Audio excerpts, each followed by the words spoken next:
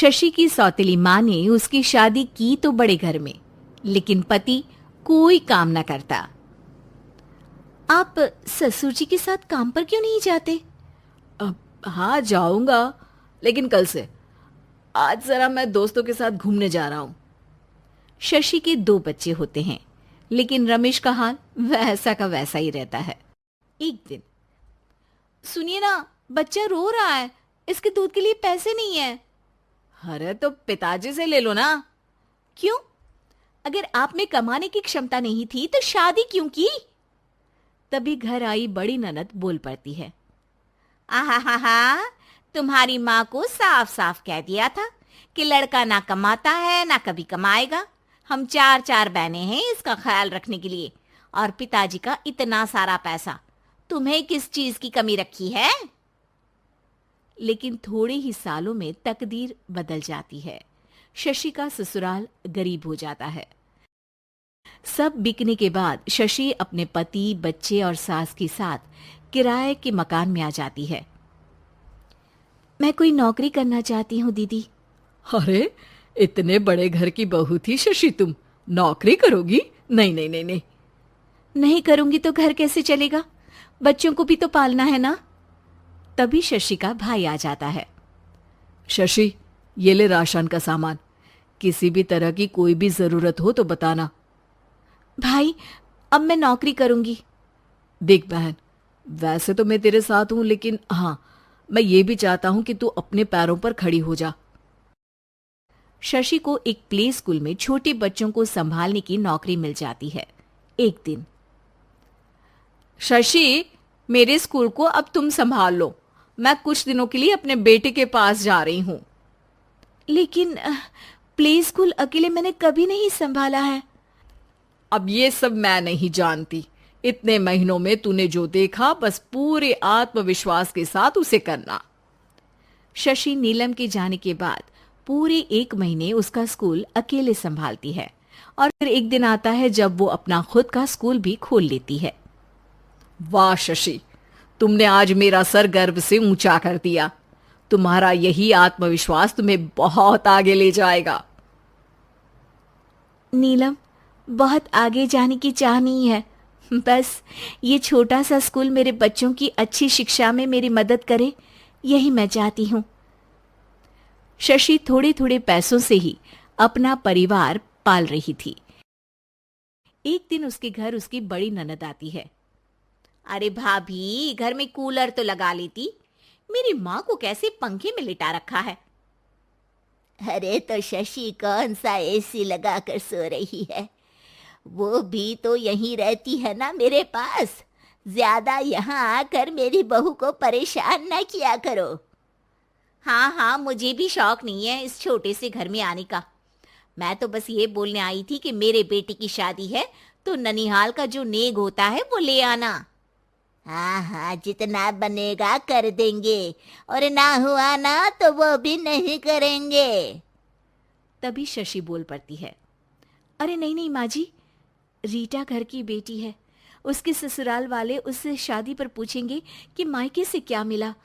रीटा, तुम मुझे सामान की लिस्ट भेज देना, मैं पूरी कोशिश करूंगी कि तुम्हारी हर डिमांड को पूरा करें। अच्छा, मैं खाना लगाती हूँ।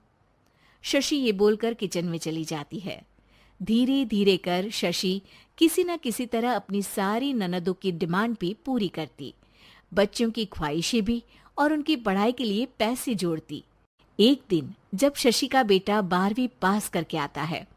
माँ, अब तुझे काम करने की जरूरत नहीं है, मैं अब कोई ना कोई नौकरी करके पढ़ाई भी साथ कर लिया करूंगा। शशि को लगता है कि बेटा और आगे पढ़ाई करे, लेकिन वक्त की मार के कारण वो बेटे को काम के लिए हाँ कर देती है। अब बेटा एक बैंक में चपरासी बन जाता है। लड़का देखने में तो बड़ा अच्छा है, अंग्रेजी भी पटर पटर बोलता है, फिर चपरासी क्यों? लड़का सारी बात मैनेजर को बता देता है। अच्छा, तो मैं तुझे एक मौका देता हूँ, तू यहाँ रहकर दूसरे डिपार्टमेंट का भी काम सीख।